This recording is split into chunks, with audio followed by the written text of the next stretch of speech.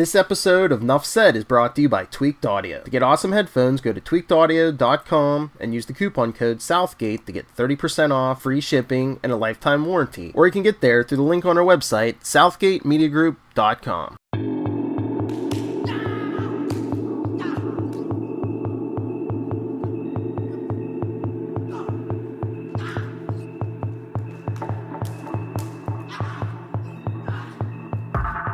What is the sound of one hand clapping?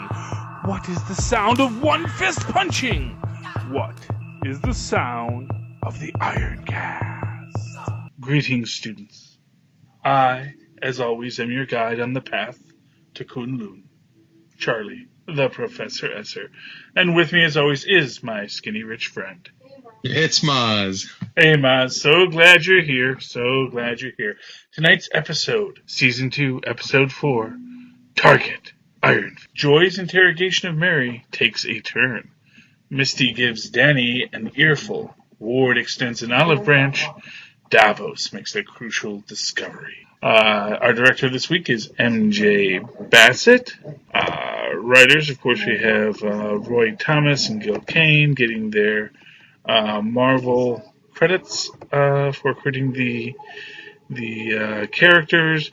And then, of course, we have Jenny Lin gets a written by credit this week. Matthew White and Tatiana Suarez-Pico are both executive story editors this week. Jenny Lin, also a story editor, just not an executive. This is an interesting episode just because it starts, and to me it's very weird how it starts and stops, especially coming from the previous episode, because it opens up with Danny on the ground, bleeding. Beaten and bloody, yeah. Yeah. And I'm thinking, wait, how did we get to that? And the first time did I miss something? Yeah, the first time I watched it, I was like, wait, is this a reference to to him getting, from the fight, in the previous episode when the what do you call it went down? But no, this is actually just a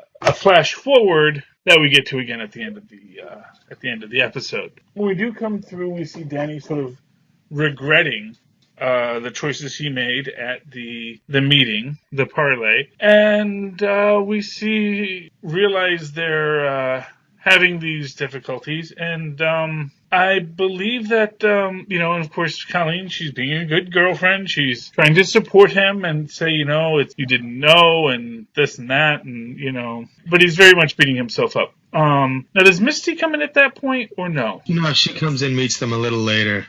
A little later, that's right. Okay, so, yeah, this is a very talky episode, without a doubt. Although one of the things I really like about this episode is we get a lot of good Kunlun flashback with Davos. I think that's the next episode. That's the next episode? Yeah, with his mom and the whole nine. I don't think we get too much of that there. No, I thought we got that here, because the next episode it's very much after oh no, I'm trying to remember where we're at. Sorry. So yeah, there's a lot, when we do watch these things back to back, and then it's they do tend to blend together.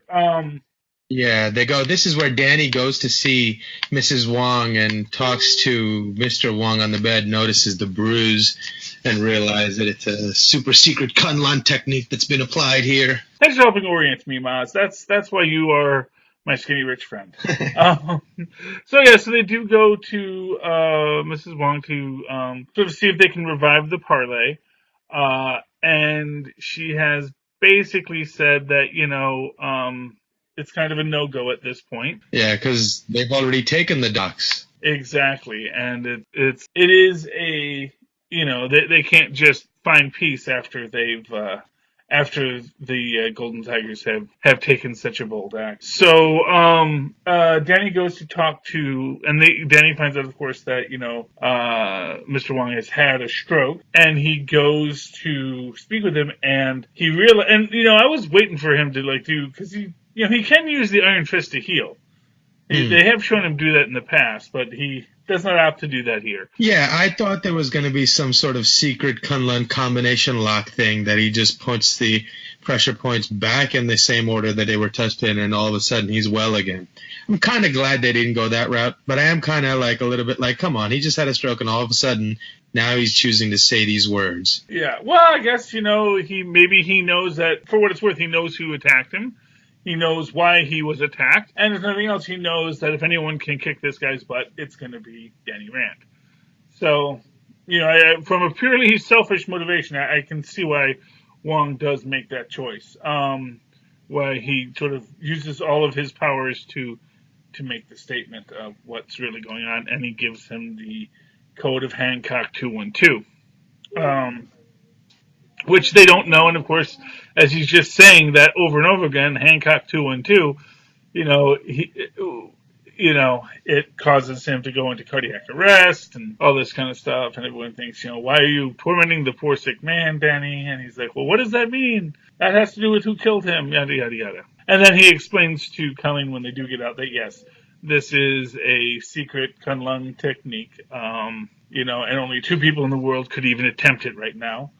And that's me and Davos, which is how they know Davos is up. At that point is when Misty saunters up on them. And basically, you think it's being all social, but it's like, no, this is business. And, this actually, you had made a statement about at the end of Luke Cage about Misty kind of realizing that the vigilante way is not the right way for her. Which, we had a disagreement. I thought that was where she was at. But here we do see that she very much is back to being a cop. Yeah. And not really liking the vigilante shenanigans.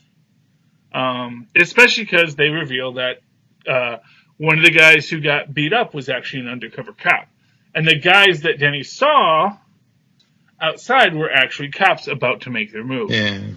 And he basically blew both the sting and the parlay, although, for what it's worth, if they had done this thing, well, then would have been off anyways.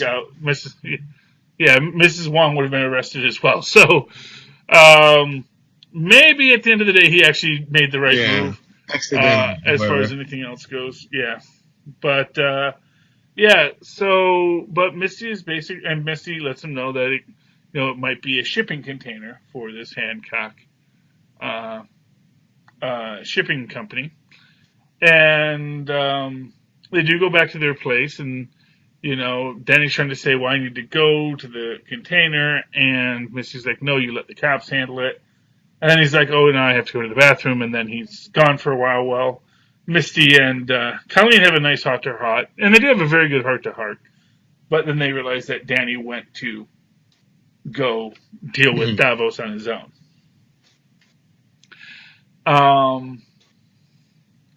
We do have Joy and Davos, I believe prior to this, confronting Walker. Yeah. Or was it just Mary? It was just Mary. It was just Joy at this point confronting Walker. Because Davos leaves. He talks to her for a second, but she's not responding to Davos's methods, so Joy gets her to leave. Mm-hmm. Yes, and... although Joy is having her own difficulties, she keeps touching her stuff, and she does not like that. And, but they do eventually come to their understanding, and she does reveal to Joy that she is suffering from this dissociative identity disorder. Which, of course, always raises that question, like, who is actually the real identity? Right. And who is who is Jack and who is Tyler Durden? Exactly. I think we get a bit of that answer, and it's not the answer you might have thought next episode, but we'll get to that next episode. Now, as as they're having this conversation, there is this pretty basic conversation that they have about, are you able to handle this? And basically, Mary Walker essentially says she is. That she can handle this still. She's on it.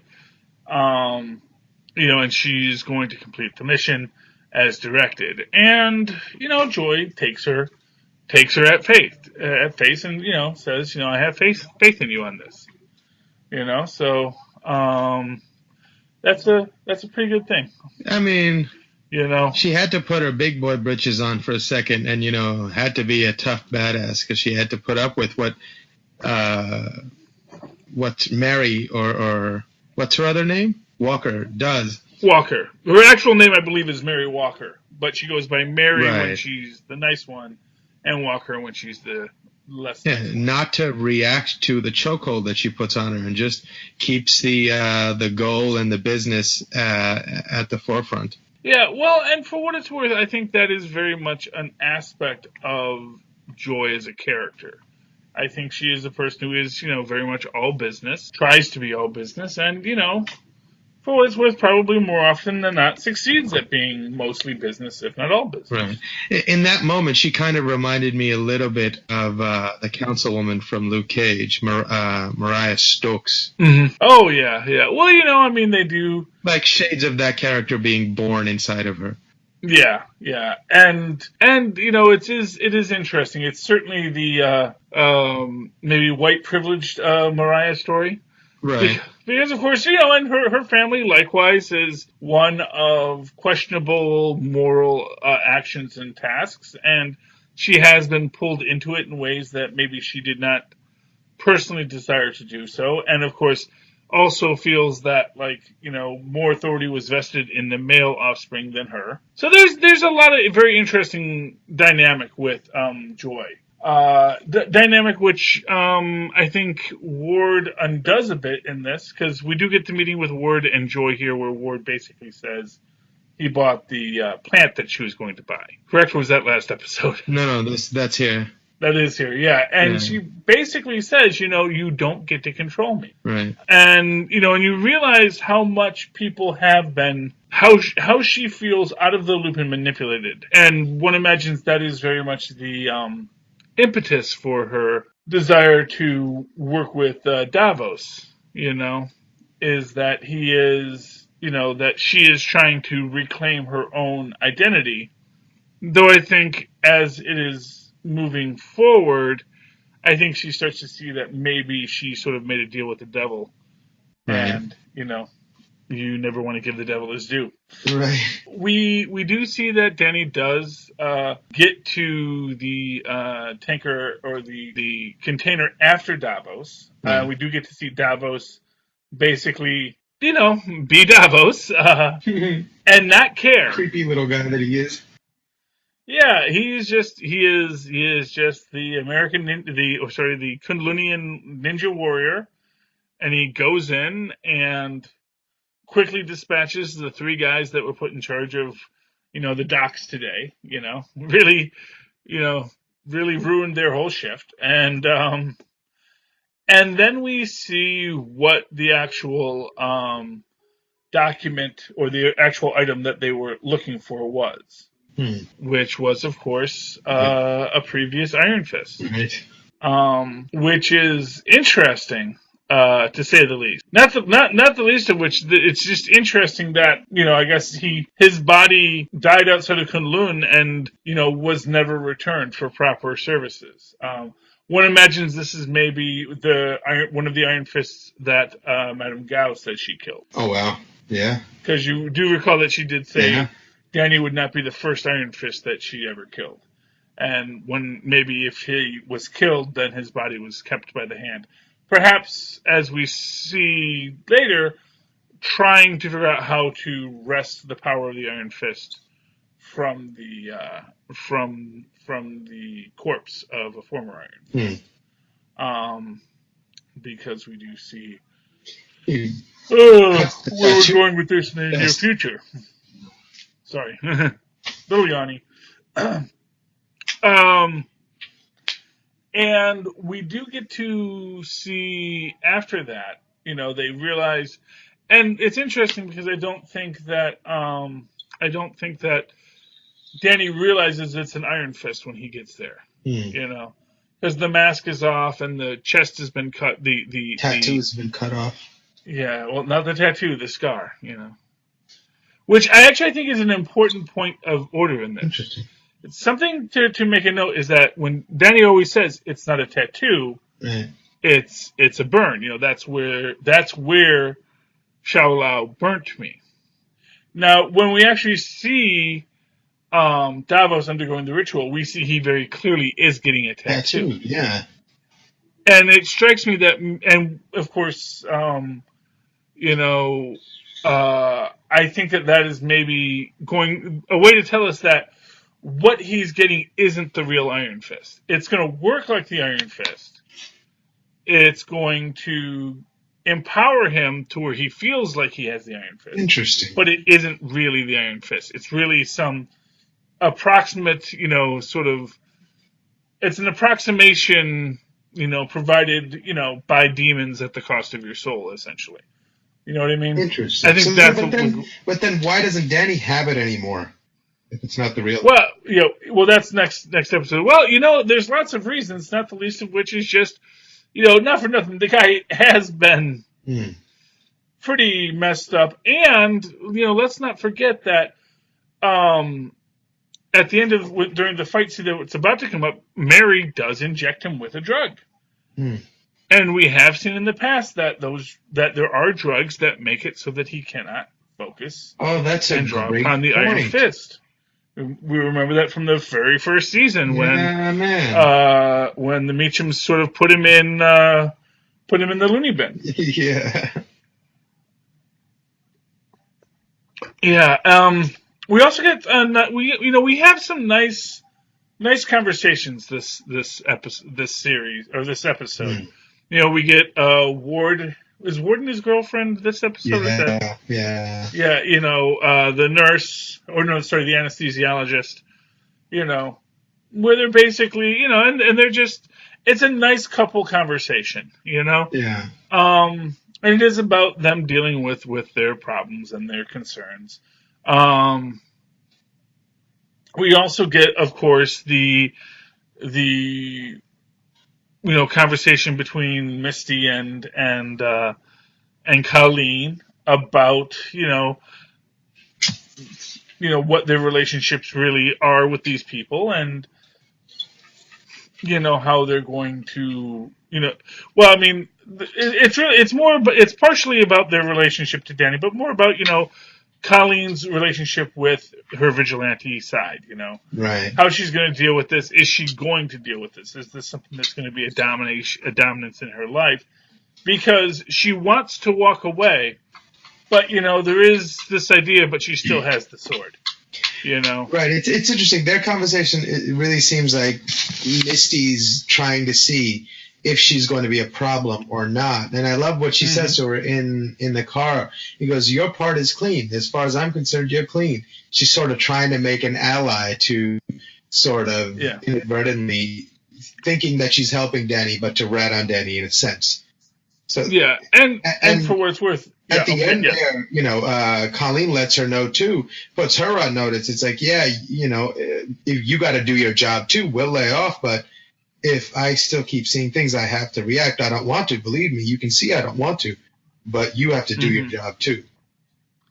Yes, and yes, without a doubt, I think that is what we're looking at here, which is, as we've said, there's this constant question about what do you do with this power, and I think that this was the central question of Luke Cage, which was will Luke Cage, use his power to maintain the order, essentially becoming, the vigilante warlord that people fear he could become. And again, we see Danny struggling with this same conflict as he's trying to broker peace and, maintain safety in the streets of Chinatown and Hell's Kitchen, the old lower Manhattan area. And I think that when you see that, when you're dealing with that conflict of what are our limitations as a hero, I think that question, that desire to have that moral debate, really is what makes one a hero. Because I think, as we see with Davos, next episode, the fact that there is no debate for Davos, there is no question. Once I have power, this is what I'm going to do. Right. That it shows the inherent villainy of Davos in that. Right. Which is something I think we've been leading up to. As I've said last episode, that I feel that the reason why Davos wasn't given the Iron Fist was because he could not show mercy. Well, it's funny because you see that. I think it all stems from his mother. I think it everything comes down to bad parenting. I mean, I don't think he was inherently that kind of a person even then, because in the next episode we have this moment where his mother admonishes him for even thinking about having compassion or sympathy. So, I think he's a broken person whose fault can be laid at someone else's feet as well. Yeah, well, but you know what? At a certain point, you're a grown-up man. Yeah. And that's the flip side to the pancake. It's like, your mama made that pancake, but you flipped it. Or you made the choice to burn it on the side you're at. Yeah. So, it's like I say, it's a very complex thing. We don't get a lot of action in this episode. No. I feel that all the action is. I think we get a lot more action next episode. Right. But this episode, I think it's all gets saved for a big final battle between Mary and Danny. And one of the things I really like about this episode is how we see Mary using various techniques to keep herself from slipping back into the Mary persona. Walker is like, she's got the white noise headphones on. Mm-hmm. She's got the sunglasses on so the bright lights don't or so that when this thing starts sparking, it doesn't pull her out of her persona. All these things she's doing to maintain the Walker identity against the Mary persona.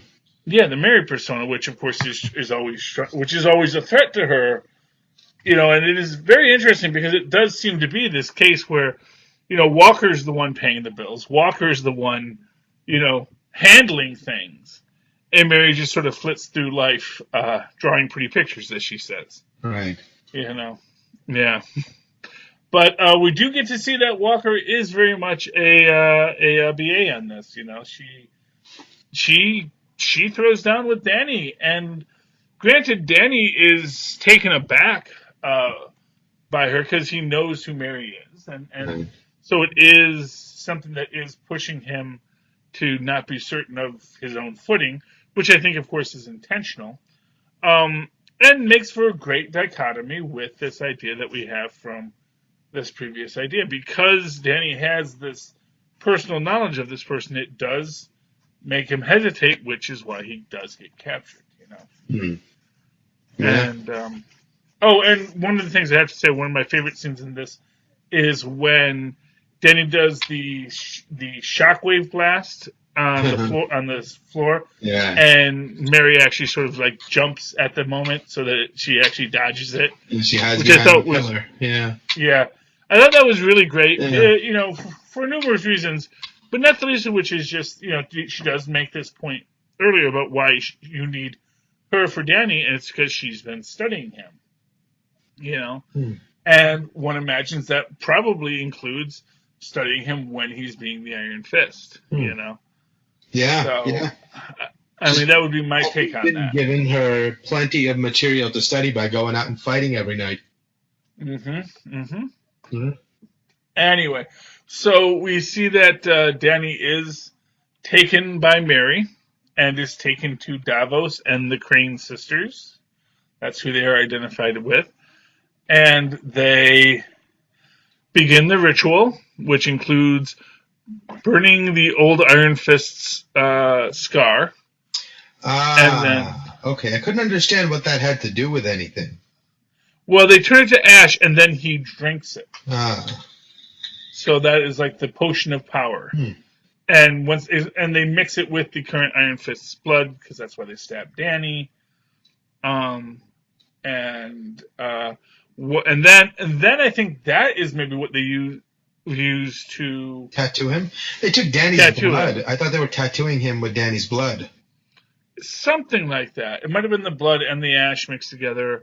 Not 100% sure, but yeah, they definitely tattoo him with the aspects of the Iron Fist. And like I said, I think that is maybe something that we're supposed to understand, that this process doesn't really... that he did not actually face Shao Lao. He did not actually plunge his fist into Shao Lao's molten heart, which is how Danny has described it getting the Iron Fist. So I think there is this very real question about what the power that Davos has now unleashed really is. Does it have an expiration date on it? Does he have any real control over it, or is it going to start to control him? And I think that is our central question. Any other thoughts for tonight's episode, Mozz? No, that's pretty much it. It got me. I think the next episode is much more exciting. This was good. Yeah, it was a lot of character building and relationship building a lot in this one. Yeah, exactly. I mean, we really only got one really good fight in this one, and then basically, the ritualistic stabbing of Danny and the tattooing of Davos. So. But it opens big next episode, so we will get to that in a few minutes on our time and in 1 week on your time, for listeners. Mozz, in the meantime, how can people reach out to you and touch you? Oh, they can email me at mozzmanzor@gmail.com or find me on Facebook under Mozz Manzor.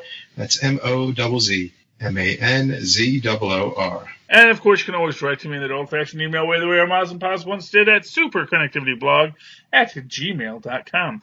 That's superconnectivityblog, all one word, @gmail.com. Of course, follow me on Twitter as I live tweet Agents of S.H.I.E.L.D. and Cloak and Dagger and so many other great shows @Charlie Esser. That's CharlieEsser. Look for the 2 E's in the middle. For quality. Oh, dear students. This concludes our lesson on the path to Kunlun. Remember, the path of the Iron Fist is not a path to a door, but a road leading forever into the horizon. Please step with us again into the IronCast. I don't want to do CageCast. It's catchy. I miss it so. Yes. Next week, dear students. Good.